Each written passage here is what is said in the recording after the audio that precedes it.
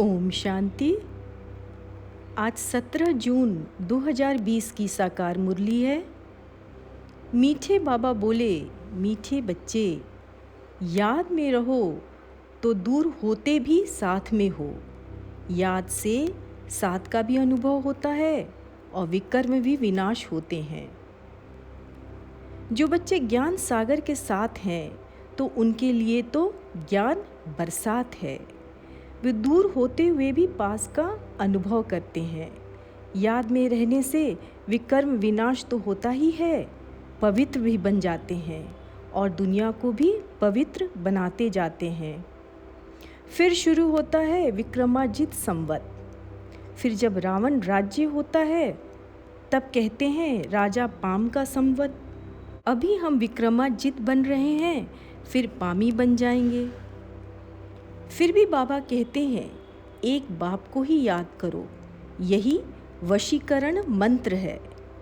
पहले पहले तो आत्मा का पाठ पक्का करना है।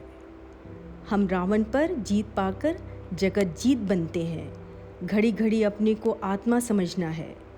ये शरीर जो 5 तत्वों का बना हुआ है, बनता है, छूटता है, फिर बनता है और ये क्रम तो चलता रहता है।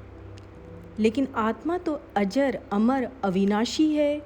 उसे तो अविनाशी बाप ही पढ़ा रहे हैं, वह भी कहाँ पे? संगम युग पर।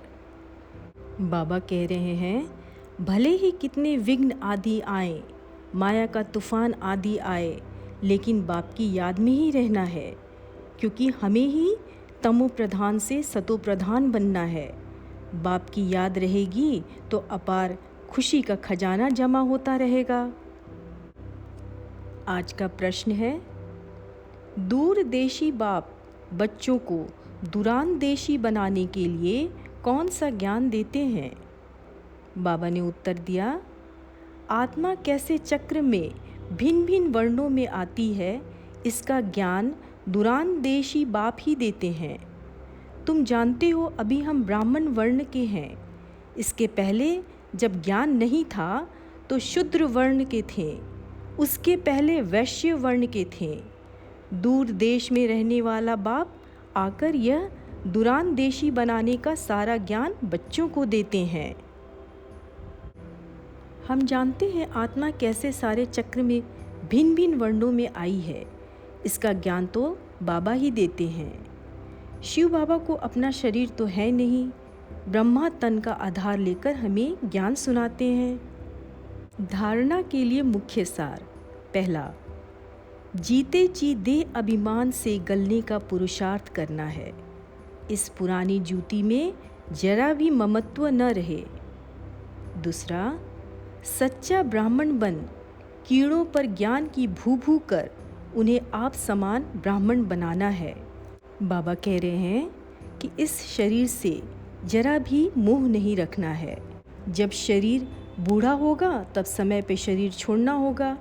जैसे सर्प पुरानी खाल छोड़ नहीं ले लेता है, तो हमारा भी पाठ बजाते बजाते ये चोला पुराना हो गया है तो इसे छोड़ना ही होगा।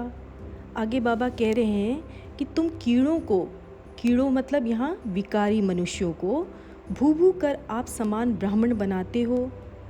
फिर कोई के पंख आ जाते हैं, कोई मर जाते हैं, और ये मिसाल जो है वो अभी के ही हैं। आज बहुत सुंदर वरदान बाबा ने दिया, होपलेस में भी होप पैदा करने वाले सच्चे परोपकारी संतुष्ट मनी भव। विस्तार में, त्रिकालदर्शी बन हर आत्मा की कमजोरी को परखते हुए उनकी कमजोरी को स्वयं में धारण करने या वर्णन करने के बजाय कमजोरी रूपी कांटे को कल्याणकारी स्वरूप से समाप्त कर देना, कांटे को फूल बना देना, स्वयं भी संतुष्ट मनी के समान संतुष्ट रहना और सर्व को संतुष्ट करना। जिसके प्रति सब निराशा दिखाएं, ऐसे व्यक्ति व ऐसी स्थिति में सदा के लिए आशा के दीपक जगाना, अर्थात दिल शिकस्त को शक्तिवान बना देना। ऐसा श्रेष्ठ कर्तव्य चलता रहे तो परोपकारी संतुष्ट मनी का वरदान प्राप्त हो जाएगा। बाबा कह रहे हैं, किसी भी आत्मा की कमी कमजोरी को न देखते हुए उसमें आशा के दीप जगाना है, कमजोर को शक्तिवान बनाना है। आज का स्लोगन है, परीक्षा के समय प्रतिज्ञा याद आए तब प्रत्यक्षता होगी। कभी भी हमारे सामने कोई पेपर आए, किसी के स्वभाव संस्कार का या फिर किसी के बीमारी का, तो जैसे हमने प्रतिज्ञा की है बाबा से कि बाबा का हाथ और साथ नहीं छोड़ेंगे, कभी भी निराश नहीं होंगे, मुरझाएंगे नहीं, कोई भी परिस्थिति आए तो अचल अडोर रहेंगे, तो बाबा की प्रत्यक्षता होगी।